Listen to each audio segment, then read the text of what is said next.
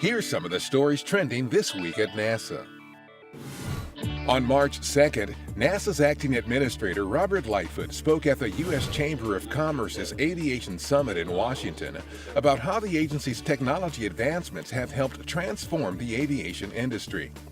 Lightfoot was then joined by Canadian Minister of Transport Marc Garneau, who is a former astronaut and Canadian Space Agency president, and Carol Hallett, counselor to the Chamber, for a discussion with NASA's Kimbrough and Peggy Whitson via satellite from the International Space Station. The two talked about the vast array of research and technology development conducted aboard the station. March 2nd also marked a year since the station's one-year crew returned to Earth. On that date in 2016, Expedition 46 Commander Scott Kelly of NASA and cosmonaut Mikhail Kornienko of Roscosmos wrapped up their 340-day mission gathering valuable biomedical data on how the human body is affected by long-duration spaceflight. That data is being used to help formulate a human mission to Mars in the 2030s.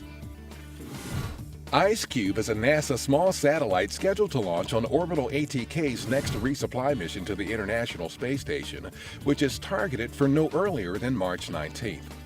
After being deployed from the station, IceCube will use a specially calibrated radiometer to collect cloud ice measurements, which are key variables in weather and climate models.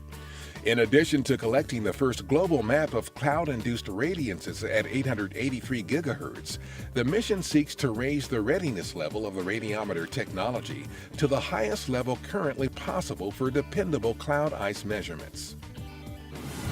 At NASA's White Sands Test Facility in New Mexico, engineers recently installed the Propulsion Qualification module of the Orion spacecraft's European Service Module. The all-steel PQM, used to test the propulsion systems on Orion, will be equipped with a total of 21 engines, including a Space Shuttle Orbital Maneuvering System engine, 8 auxiliary thrusters, and 12 smaller thrusters. This and other testing of Orion's systems is supporting development of the spacecraft that will carry humans farther into the solar system than ever before. NASA's Office of Small Business Programs recognized its fiscal year 2016 Small Business Industry Award winners February 28th at NASA headquarters. Cepeda Systems and Software Analysis Incorporated, ATEC Incorporated, Jacobs Technology Incorporated, and Teledyne Brown Engineering with the University of Nevada, Las Vegas won the Small Business Prime Contractor, Small Business Subcontractor, Large Business Prime Contractor, and Mentor Protege Agreement of the Year awards, respectively. The annual awards are presented to companies for their outstanding support of NASA and its mission. NASA astronaut Stephanie Wilson gave a presentation February 25th at the Smithsonian National Air and Space Museum's Stephen F. Udvar-Hazy Center just outside Washington as part of the museum's Black History Month program, African American Pioneers in Aviation and Space.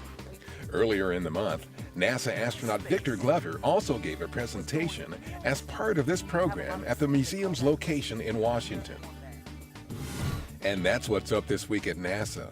For more on these and other stories, follow us on social media and visit www.nasa.gov/toi.